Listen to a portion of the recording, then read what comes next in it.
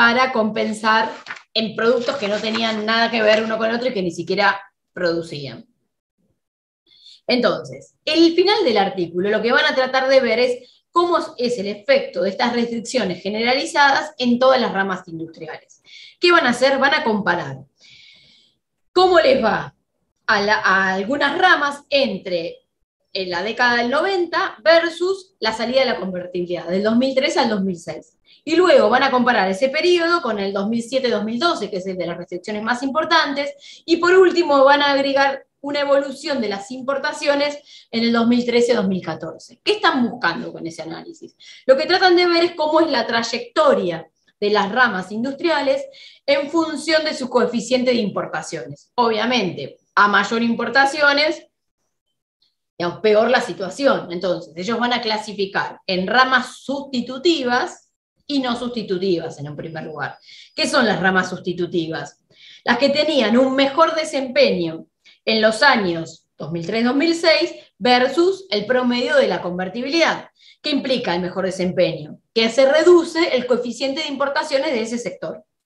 Y las que empeoran, es decir, las que importan más en el 2003-2006 versus el promedio de la convertibilidad, son las ramas que ellos van a denominar no sustitutivas. Y a partir de ahí prosiguen con el análisis para el periodo 2007-2012, cuando van a mirar si estas ramas sustitutivas profundizan su sustitución o por el contrario vuelven hacia atrás. Entonces, le van a llamar sustitutivas duras aquellas que profundizan esa merma del coeficiente de importaciones, y aquellas que ven digamos, incrementándose el coeficiente de importaciones, le van a decir sustitutivas blandas. Entonces,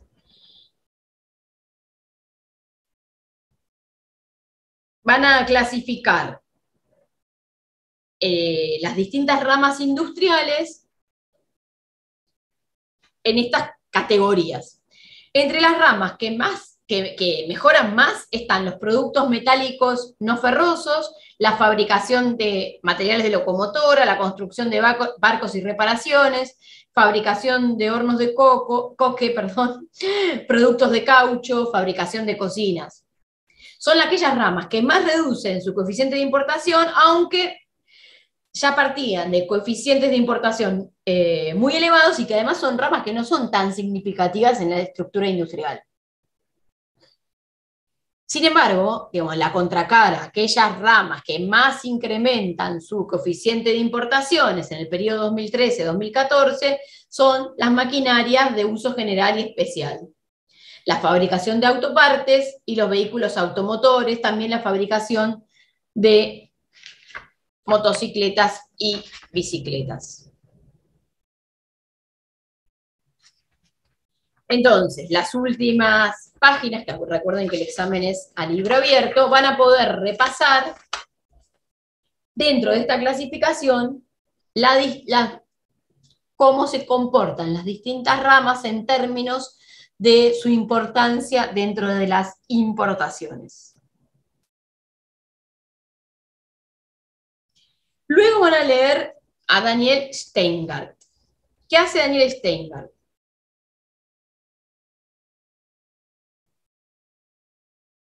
Va a mirar las exportaciones argentinas entre 1996 y 2011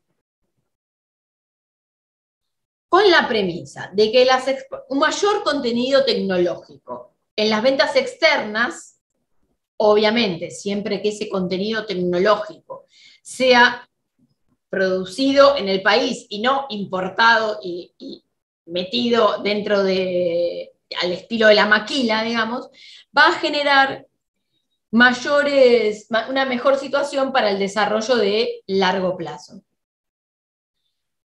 ¿Cuál va a ser su conclusión?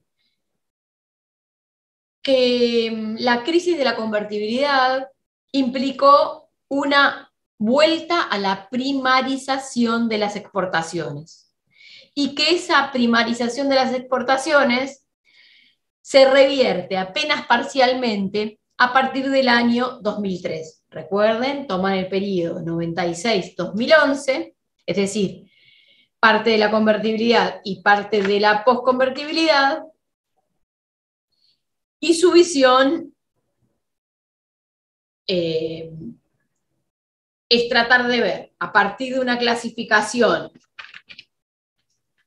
de todas las posiciones arancelarias, de acuerdo a su contenido tecnológico, la incorporación de tecnología en las exportaciones, de acuerdo a una clasificación de CEPAL, que está basada en un autor que se llama Lal, que establece 6 grupos.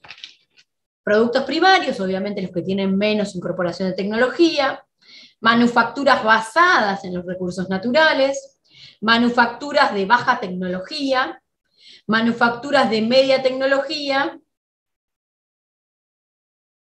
y manufacturas de alta tecnología.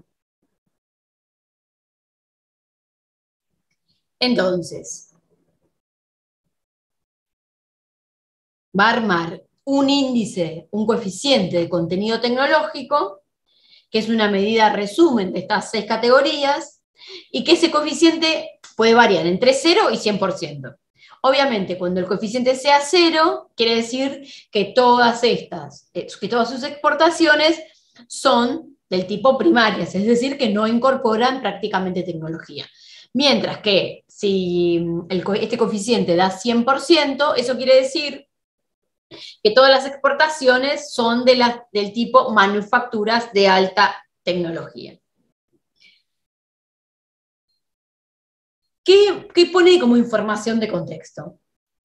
Durante todo el periodo analizado, del 96 al 2001, pero en particular en los últimos 10 años, hubo un boom en las exportaciones de los países en vías de desarrollo. ¿Por qué? Porque está íntimamente relacionado con la reconfiguración que obtuvo la globalización. ¿Por qué? Porque gran parte de la producción industrial pasa a estar ubicada en los grandes países asiáticos, y esto hizo que tanto China como India incrementen sus compras de commodities primarios, tanto para el crecimiento de la producción en algunos casos, de la propia producción, como para alimentar a las clases medias urbanas que se estaban reconfigurando en ambos países.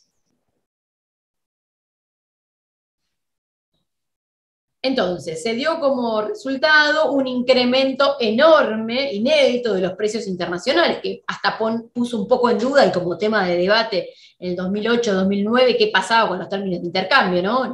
La teoría cepaliana de la caída de los términos de intercambio fue medio cuestionada en ese periodo de tiempo. Entonces, la región, Latinoamérica fundamentalmente, permitió incrementar no solamente los precios, sino también las cantidades exportadas. Es decir, precios y cantidades se incrementaron, dando lugar a una llegada a, digamos, superávit de balanza comercial, como vimos en la Argentina, y alejar un poco la restricción externa. Digamos, los precios relativos fueron favorables para las commodities tradicionales, que implicó como consecuencia, digamos, claramente por cómo funciona el sistema de precios como regulador de las inversiones, una primarización de las estructuras productivas.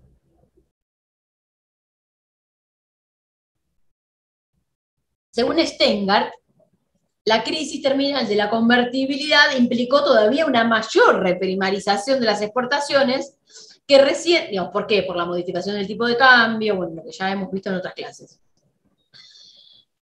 Pero que esto se revierte a partir del año 2003 con un avance en la complejidad de las exportaciones que se dio incrementalmente entre el 2003 y el 2006. Pero que a partir del 2007, la mayor apreciación cambiaria,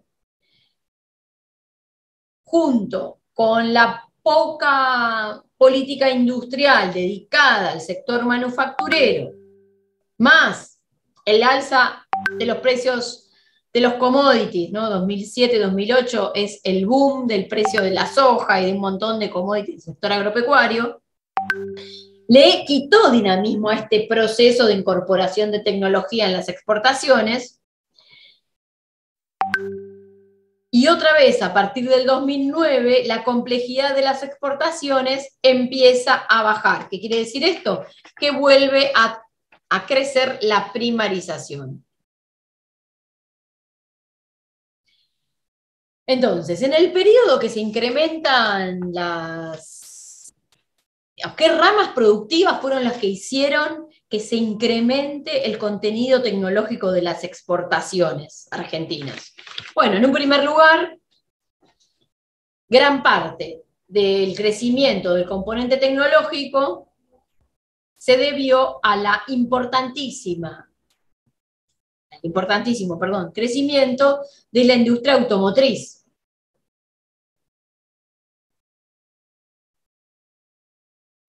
Pero también este crecimiento de la industria automotriz, que como dijimos, exporta mucho, pero también importa mucho, porque también importa insumos en algún caso de avanzado nivel tecnológico, también hubo otras ramas que crecieron como los químicos, digamos, que agregaron un componente tecnológico a las exportaciones, como químicos y plásticos, y otras como la siderurgia y la maquinaria de equipo crecieron en este periodo 2003-2006, incluso hasta el 2008, pero luego empezaron a mermar, a disminuir su participación dentro de las exportaciones.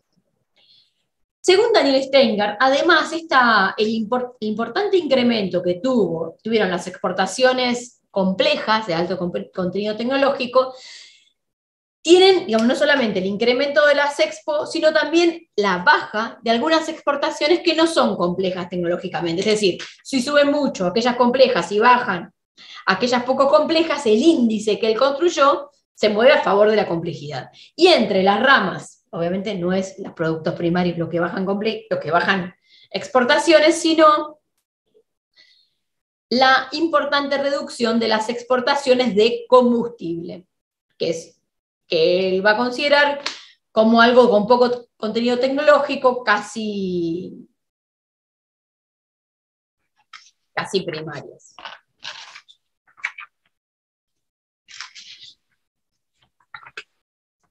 Esto es como la supersíntesis del análisis detallado que va a ser en las siguientes páginas de cada uno de los sectores. Por ejemplo, la caída relativa de las exportaciones de maquinaria y equipo desde el 99 hasta el 2011,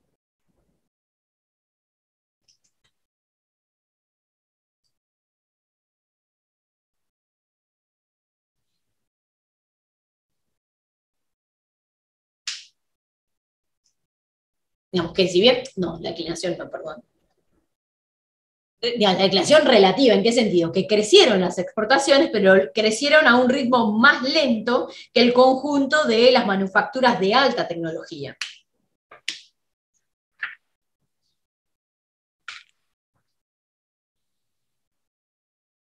¿Qué conclusiones van a sacar después del análisis sectorial? Que durante las últimas 3 décadas, o sea, más que el periodo analizado, tuvieron importantes cambios en todo el patrón internacional del comercio de bienes.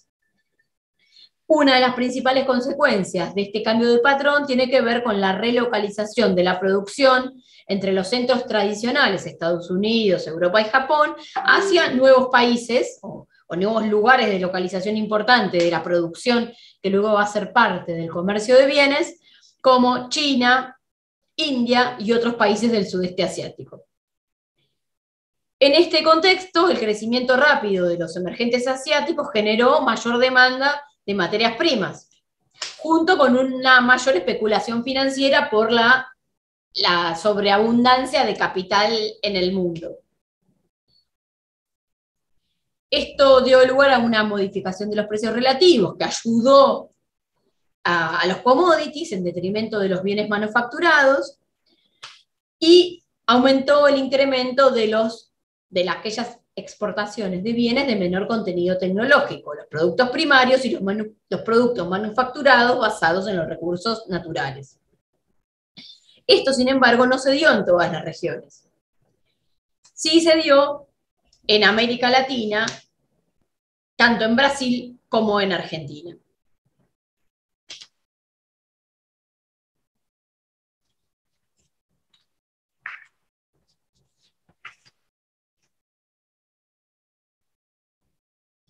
Entonces, hacia el final del artículo se van a plantear si efectivamente ha habido un cambio estructural en la canasta de exportaciones argentinas.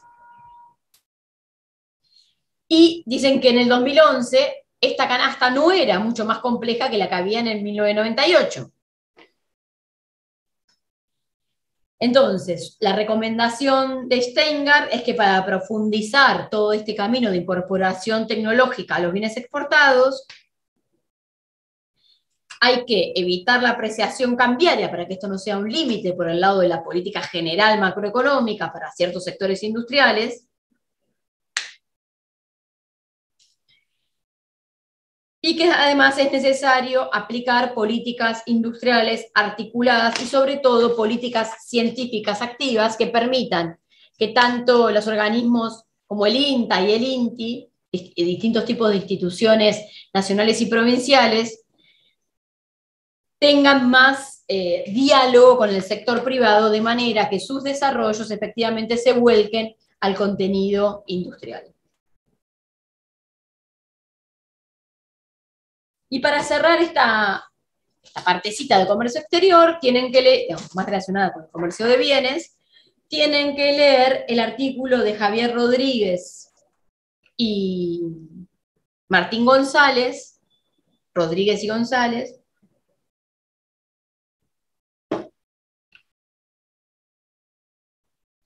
que hablan de las importaciones y la producción nacional, pero en un contexto más reciente que el que hablaba Steingart.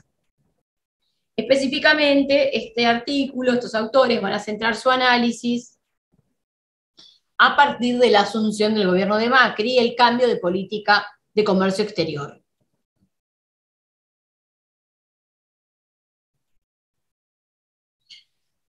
El artículo, si mal no recuerdo, está escrito en el 2017, vamos a chequearlo.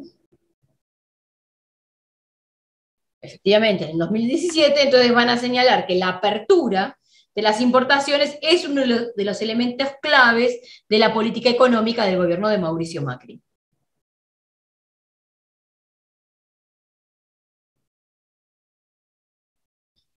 Entonces, van a tratar de analizar si han crecido o no las importaciones, y si ese crecimiento es significativo, y si afecta o no afecta a la producción local de esos sectores.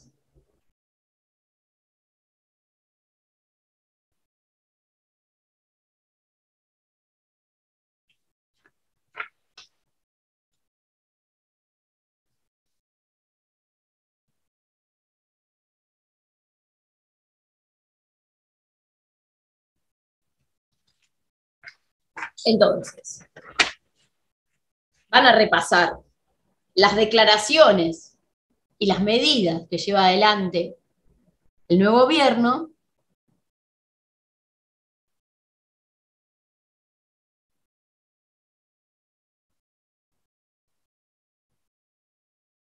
y se va a centrar en ver si el incremento de las importaciones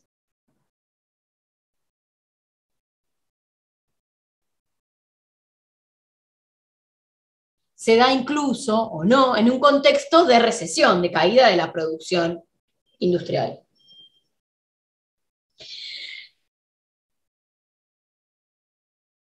Entonces, van a observar que efectivamente hay un signo inverso entre la variación del producto y de las importaciones en el año 2016,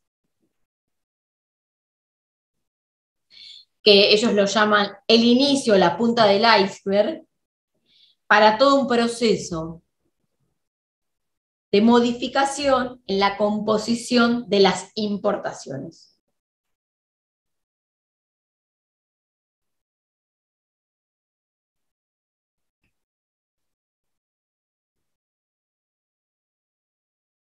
Las importaciones de bienes de consumo aumentaron en el 2016 un 17%.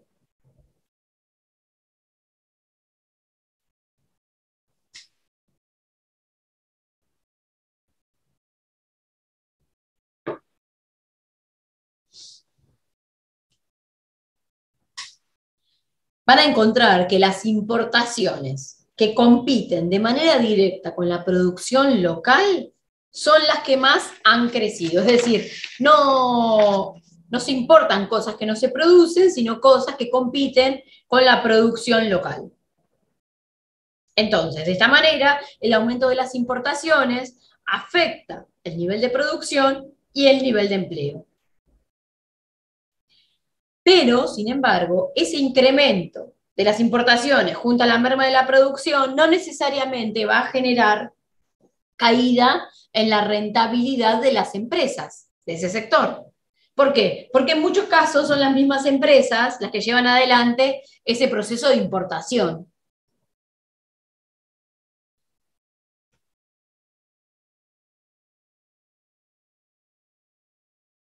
Obviamente, en esos casos, donde el mismo sector que, que importa es el que produce, o que se lleva adelante este tipo de reconversión, o es parte de su política general, como el sector automotriz,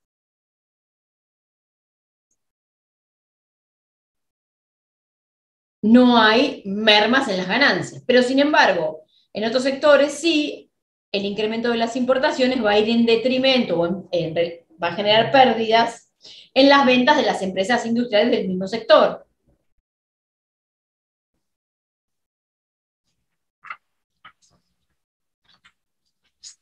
Entonces, lo que van a hacer a lo largo del artículo es ver cómo algunos sectores se comportan de manera disímiles que otros.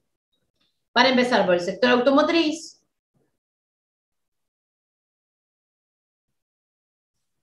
y lo van a contraponer con el textil, calzado, electrodomésticos. No, perdón. Sí, electrodomésticos digo bien. Las manufacturas de cuero y algunos alimentos.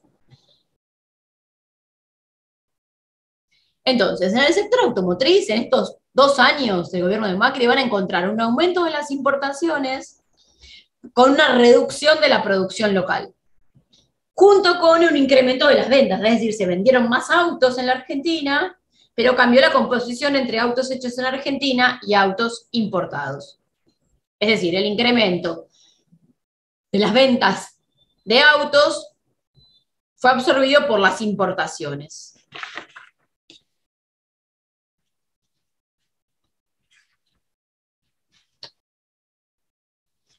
El gobierno de Macri modificó el acuerdo automotriz que se tenía con Brasil para que ser más flexibles esta relación de compensación. ¿Cómo era antes? ¿Se acuerdan que les había dicho que tenían que compensar lo exportado con lo importado durante un periodo de tiempo, durante un año? Bueno, la flexibilización es que lo exportado con lo importado se podía cumplir en 3 años. Entonces, resultado, déficit comercial con Brasil del sector automotriz. Textil. Sector textil, que ya dijimos siempre es un sector que está muy relacionado con las modificaciones en el tipo de cambio en la política comercial. Las importaciones crecieron enormemente a lo largo del año 2016 y 2017, lo que genera en este caso, a diferencia del sector automotriz, una profunda crisis, tanto por incremento de sus costos, ¿no? Aumento de las tarifas, como caída de la demanda interna y aumento de las importaciones.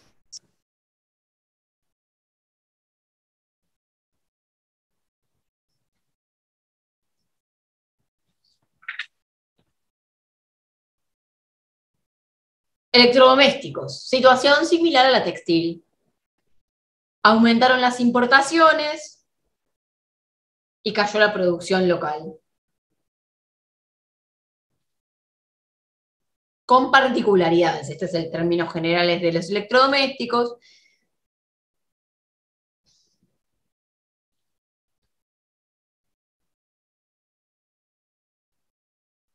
y van a hacer un análisis por sector.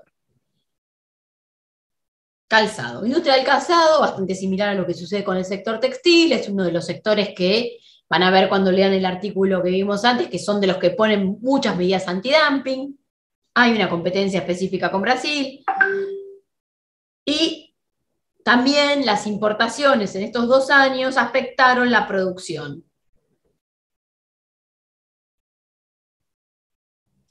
El aumento de cantidades de pares de zapatos importados en esos 2 años superó el 60%.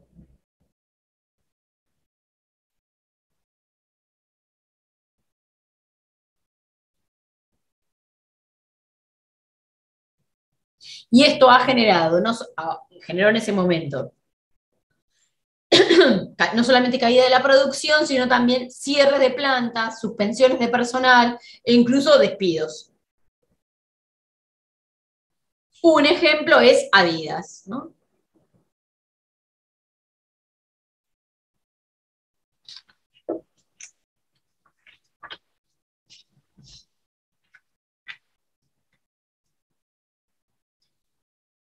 Y yendo a algunos de los sectores llamativos que muestra este artículo, tiene que ver con la producción y las importaciones de alimentos. Llamativamente, quizás lo sorprenda que las importaciones de alimentos finales para consumo también tuvieron un incremento importante en algunos ítems. Y empezaron a aparecer en las góndolas productos que antes directamente no estaban, no se importaban, o que tenían una participación muy insignificante en términos de la producción local.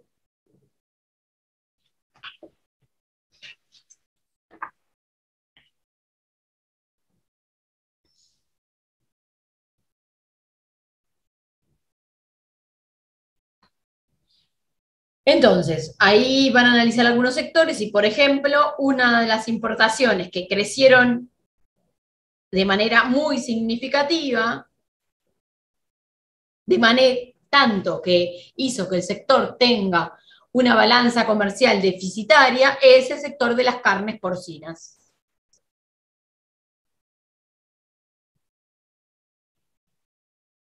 ¿De dónde vienen las importaciones de carne de cerdo? De Brasil y de Dinamarca, llamativamente de Dinamarca. Dinamarca es un país que importa granos de Argentina, o sea, el alimento para esos chanchos. Además de que la política agropecuaria del Mercosur tiene un subsidio para esta producción. ¿Qué pasó? Si bien la producción de carne porcina en Argentina estaba creciendo, cambió la situación de la rentabilidad a partir del aumento del precio del maíz y de la devaluación del 2016.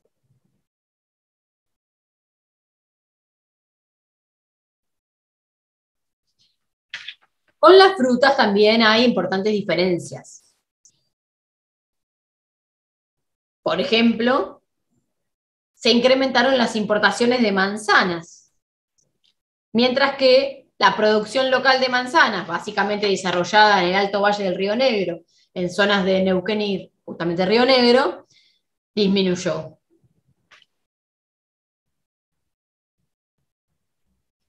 Otras de las frutas que incrementan fuertemente su importación es el kiwi, pero el kiwi, a diferencia de la manzana, ha sido una fruta, digamos, como tradicionalmente importada. Si bien se empezó a producir acá algo, no es la misma situación, por supuesto, que las manzanas.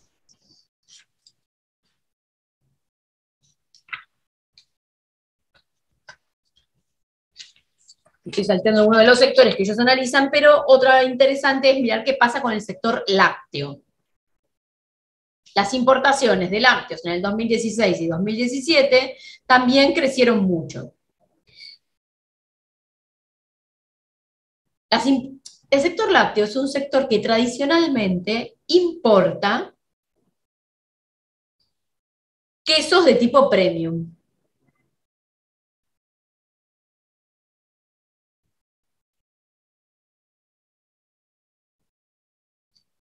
Pero lo que ha pasado del 2016 es que se ha incrementado la gama de productos lácteos que se importan.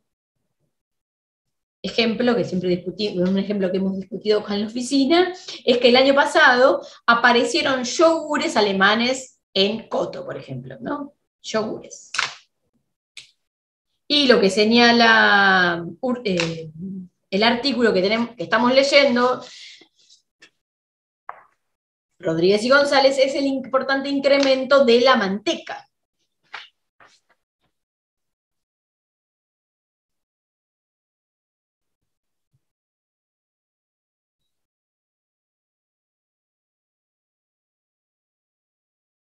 Entonces, ¿qué van a concluir?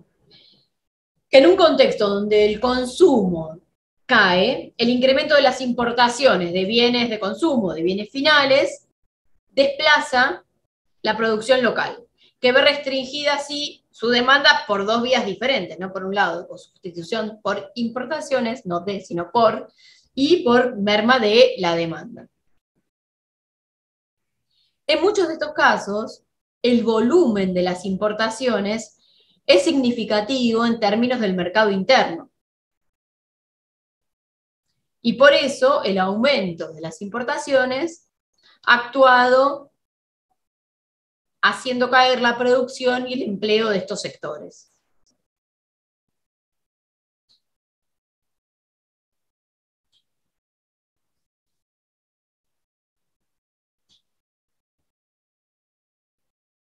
Entonces, van a separar como dos causalidades. En el caso de los productos industriales, la eliminación de mecanismos de administración de comercio junto con el incremento de las tarifas y la reducción de líneas crediticias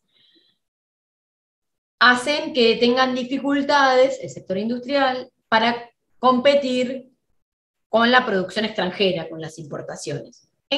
Y adicionalmente en el sector agroindustrial, es decir, de los alimentos, además de estos dos temas, incremento de los costos y reducción de los mecanismos de administración del comercio, se agrega la eliminación en el diferencial de los derechos de exportación, que de alguna manera actuaban como una defensa a las importaciones.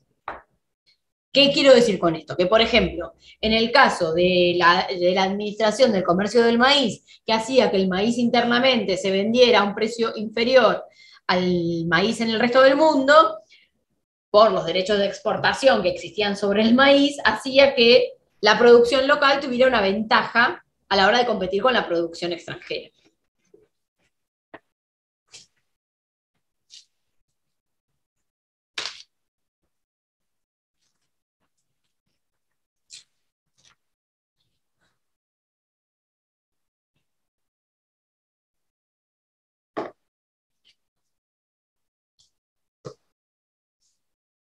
Bueno, vamos a hacer, vamos a leer, o a repasar algo del informe del Mercosur, que es el quinto artículo que tienen que leer, el de Rosenberg, Campos, bla, bla, bla, que es de Bid Intal, que tampoco lo van a leer entero. Lo voy a anotar si yo les digo qué parte es. Entonces, del de OMC dijimos, perdón, sí, del OMC, síntesis y capítulo 2, y del de Bidintal, el rediseño del Mercosur, van a leer el capítulo 1,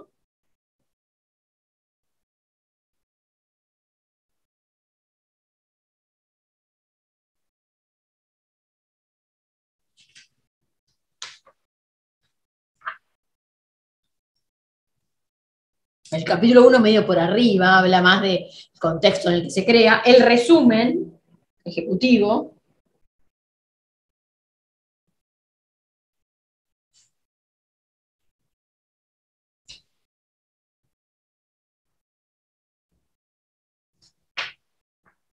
y déjenme mirar, quiero ver bien el nombre, el capítulo, este no es...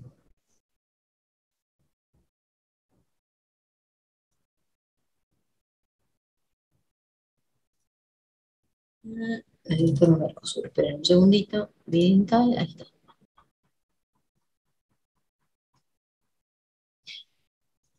Ahora que tengo el artículo abierto, vamos a leer el resumen ejecutivo, que es cortito, el capítulo 1,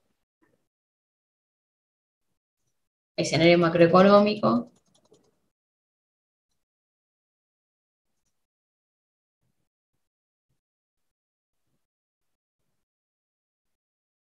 y el capítulo 3, la agenda interna. ¿Sí? Resumen 1 y 3.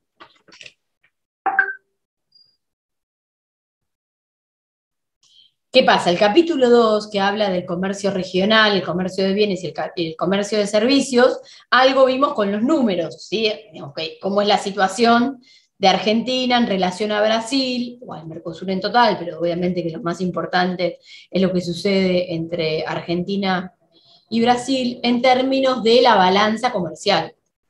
Van a ver que es un artículo que está lleno, lleno, lleno de números,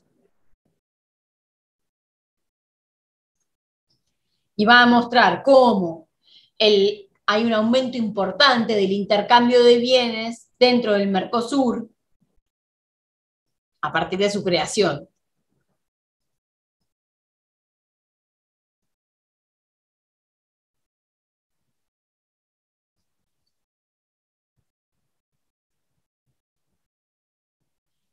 Entonces, la partecita dentro del punto, a ver que me leer bien,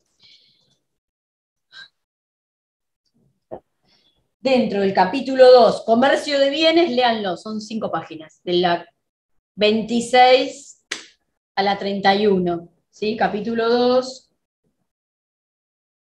26 a 31.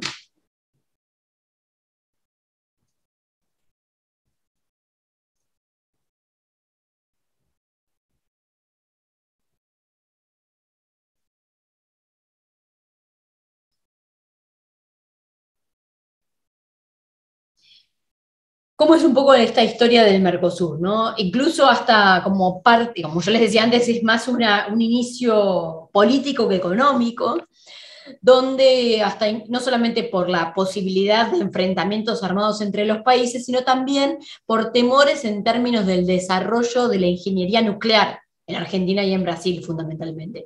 Y de hecho, la gente del Baliceiro, de la Comisión Nacional de Energía Atómica, que hay señores ya mayores que cuentan su historia, dicen que incluso vinieron, digamos, a Alfonsín le habían propuesto que vengan los brasileños a ver el desarrollo que se estaba haciendo en Bariloche para asegurarse que era tecnología limpia y no para hacer no para pensar en armamento, ¿no? Y que digamos, la negociación por cómo iba a ser el desarrollo nuclear en ambos países y si había o no un proyecto secreto en Argentina sobre todo, fue una de las bases que generó confianza y a la vez desconfianza, ¿no? Para poder armar el Mercosur y controlarse más directamente. Entonces, la idea se empieza con un protocolo de bienes de capital donde predominaban las empresas nacionales en ambos países, digamos, dentro de los bienes de capital, y la idea era destrabar, generar menos rigideces para el comercio que fuese complementario y no desarticular eslabones en uno y otro país. Es decir, que se pensaba en una especie de industrialización complementaria. Luego se avanzó en el sector que siempre mencionamos, que es el sector automotriz, donde había también localización de plantas fabriles en los dos países. Pero la crisis macroeconómica de fines de los 80 no pudo mantener este tipo de complementación intraindustrial entre los países. ¿Por qué? Porque aparecieron volatilidades en ambos países en el tipo de cambio y modificaciones en la tasa de inflación. Entonces, digamos, se retomó como un formato selectivo, digamos, donde la integración, esta intraindustrial, se agotó, era más difícil encontrar sectores sobre los cuales negociar, y lo que hacen Menem y Collor de Mello es avanzar rápidamente en una integración de los mercados con una apertura acelerada entre nosotros y hacia afuera, y recíprocas toman, digamos, una apertura acelerada, tanto intra-Mercosur como extra-Mercosur, para tomar la forma de una unión aduanera. Entonces, se trata de hacer una unión aduanera con un régimen de convergencia en apenas 4 años, del 91 al 95. ¿Por qué? Y muy probablemente porque era el plazo que tenían ambos presidentes. Digo, ¿por qué digo que este plazo es chiquito? Porque cualquier tipo de reconversión y de armonización se estimaba en esos momentos que requería al menos una década entera. Y al ser una unión aduanera de todas las formas en que se pueden armar uniones entre países, implica a negociar en conjunto. Por eso es que la negociación con la Unión Europea también llevó tanto tiempo, porque todos los miembros del Mercosur tienen que negociar de manera articulada con todos los miembros de la Unión Europea, como bloque con bloque.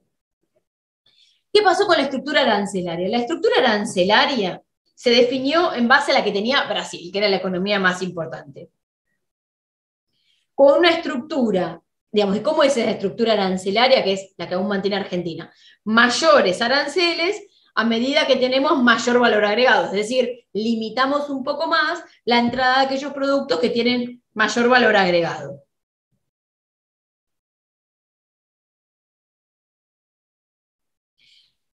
Obviamente, en toda esta negociación, Brasil también tenía su propio objetivo político, que era, piensen que estamos hablando de Brasil hace más de 20 años, casi 30 años, buscaba establecerse como un líder regional.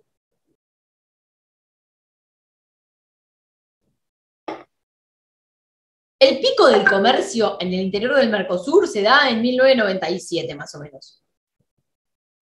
Pero, digamos, de ahí empieza un debate acerca si el Mercosur desviaba comercio o generaba más comercio entre los sectores. En la práctica hubo algunas restricciones al comercio bilateral.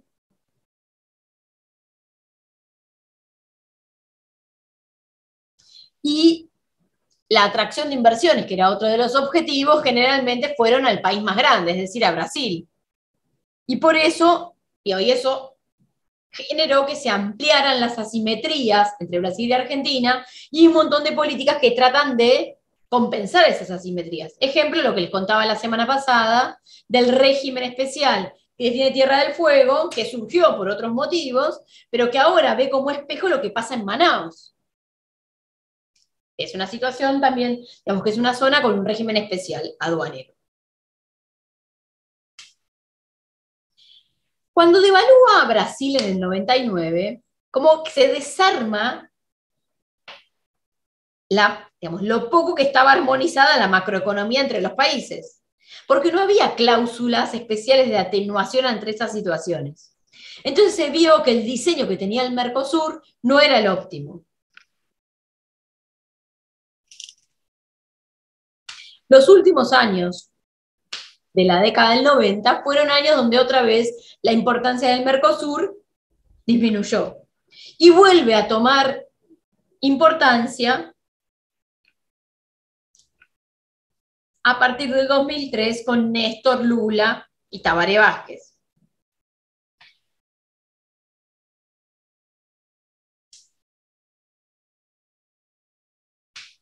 ¿Qué pasa? El comercio del Mercosur con el resto del mundo crece a la par del boom de las commodities que charlamos hace un ratito. No se generó tanto más comercio intra-Mercosur a partir del 2003.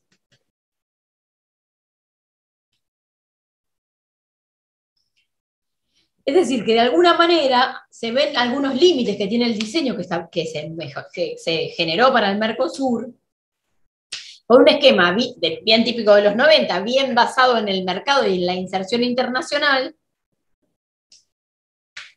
no tanto pensado en la integración de los países con otro fin, y que a veces la afinidad política de los presidentes, o la no afinidad política de los presidentes, hicieran que se le dé más intensidad a las negociaciones al interior del Mercosur o menos. Por ejemplo, ¿no? Bolsonaro, cuando asume, dice que el Mercosur está sobrevalorado.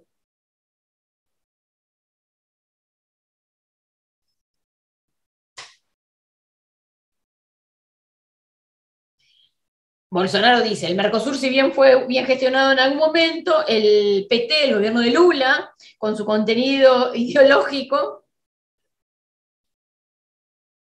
quiso retomar el Mercosur, pero es algo que en realidad no vale la pena para Brasil. Esas declaraciones del 2018 de Bolsonaro, junto a Argentina no es estratégica para Brasil, y el Mercosur tampoco, porque es demasiado restrictivo, generaron un nuevo stand-by de las negociaciones, ¿no?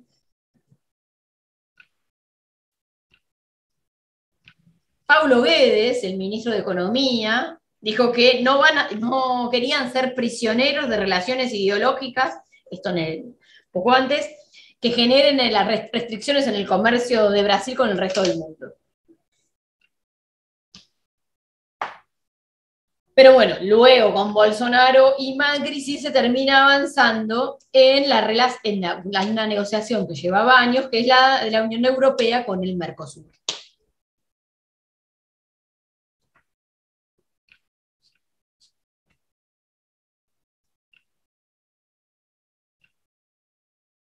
Entonces, de este artículo, digamos, de los capítulos que tienen que leer del artículo de Bid Intal, van a hacer énfasis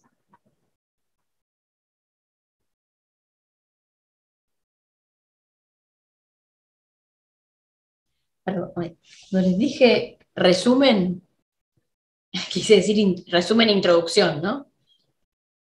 Van a ver que en este artículo van a hacer bastante hincapié en que es necesario un cambio. Y todo esto lo plantean incluso antes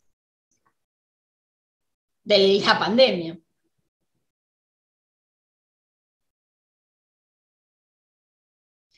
¿Qué van a ver? Que hay un crecimiento del comercio regional, pero que ese es débil,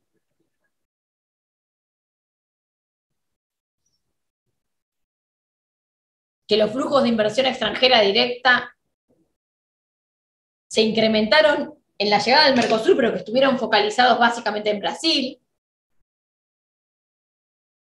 y que hay que darse una nueva agenda interna, y la pregunta es si es fortalecer la unión aduanera o si fortalecer la agenda externa del Mercosur con el resto de los países.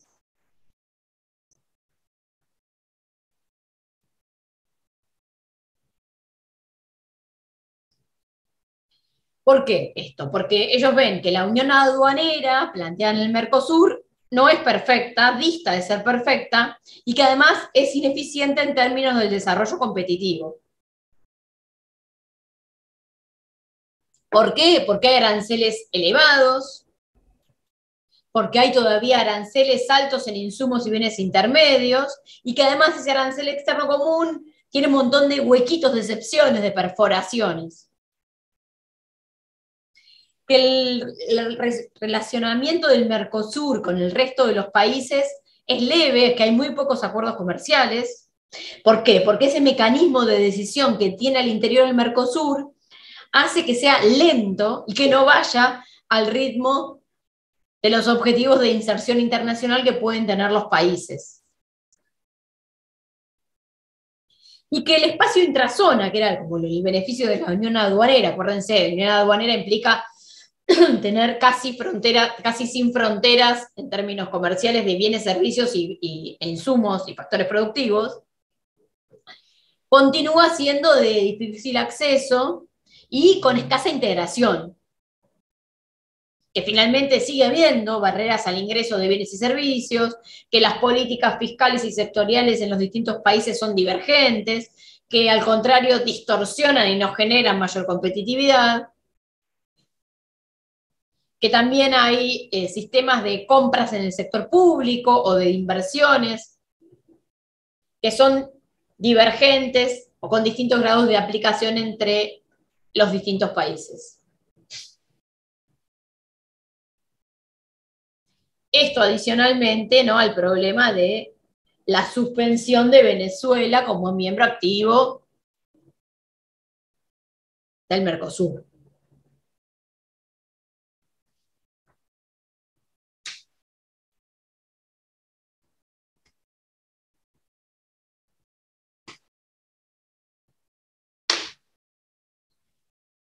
Bueno.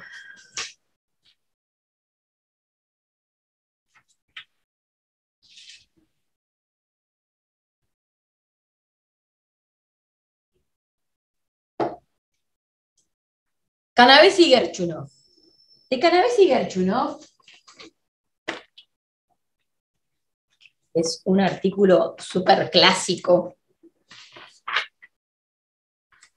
de la convertibilidad, de qué hacemos ante el efecto tequila. Ese es el contexto en que lo tienen que mirar. Lo que tienen que ver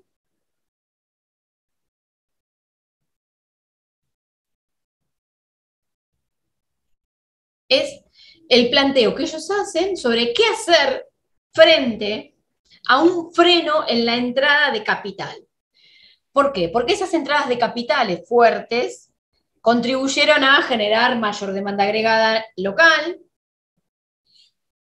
y que esos incrementos de la demanda agregada generaron incrementos en los precios de los bienes no transables y en las importaciones y en el aumento de las importaciones de bienes transables.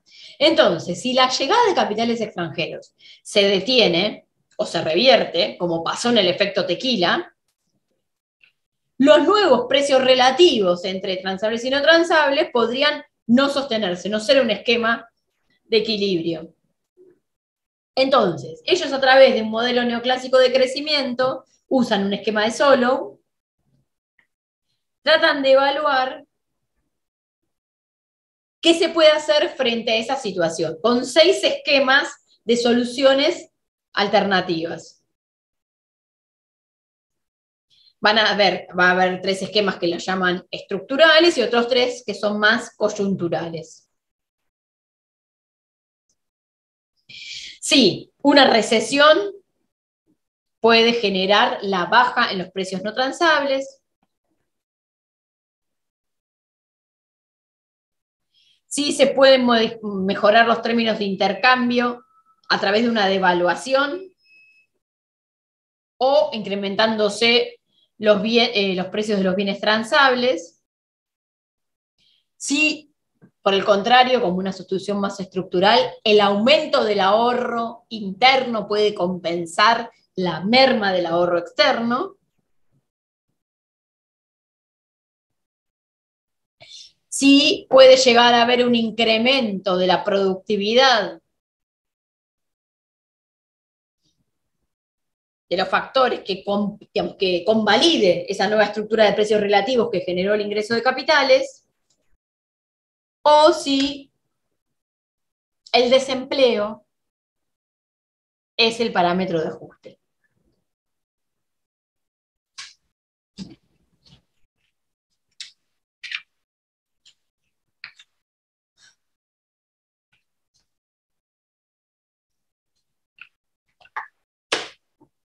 Entonces,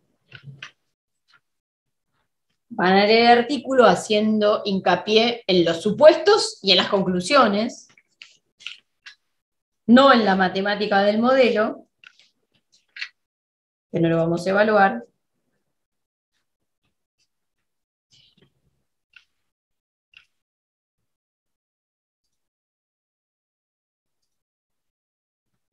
A ver si la tengo digital.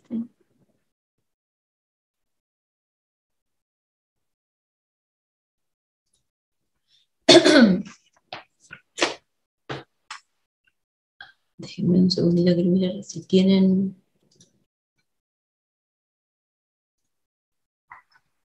Si en la versión que ustedes tienen están los comentarios.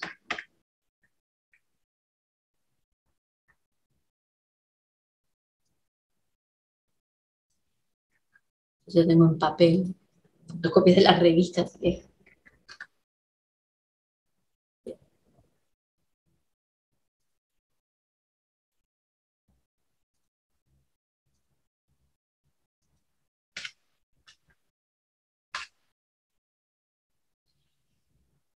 Bueno, entonces, por supuesto que van a leer, digamos, en la lectura pueden seguir súper simple, igual el modelo no es el problema. pero fíjense que a través de las distintas alternativas que proponen el modelo van a ver todas las alternativas de solución que yo les mencionaba. Bueno, si no hay ninguna pregunta, dejamos acá y nos quedan para la clase que viene ver palma y calvo izquierdo.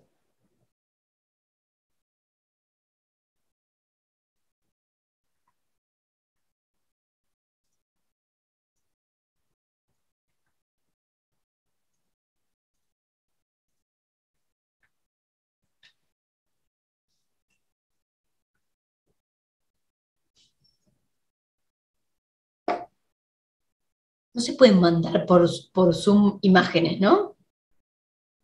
Creo que no. Les quería mostrar un segundito entonces antes de cortar esto. Este es,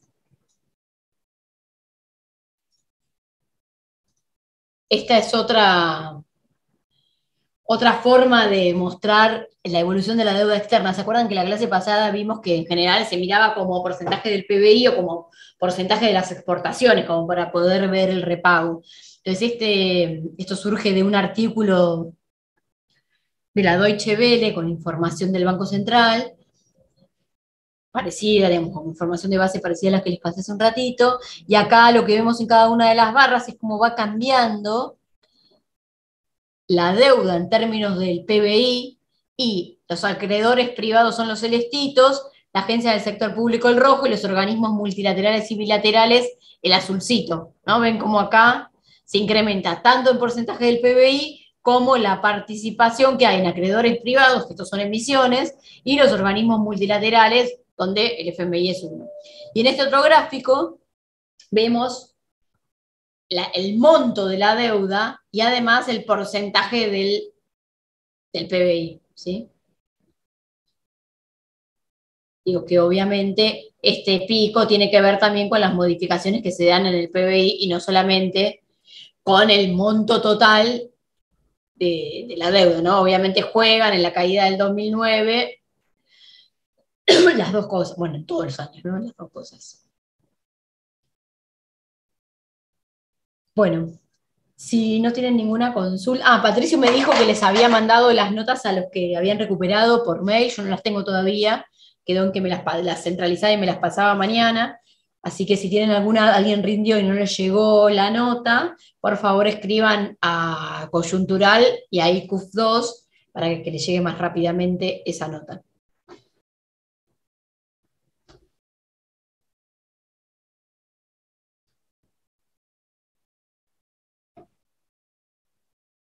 Bueno, si no tienen ninguna consulta, ninguna duda, ninguna inquietud, dejamos acá y nos vemos el jueves para terminar estos artículos que quedan de sector externo y comenzar con sector público. Genial, profe. Entonces, hasta el jueves. Adiós, adiós, hasta el jueves.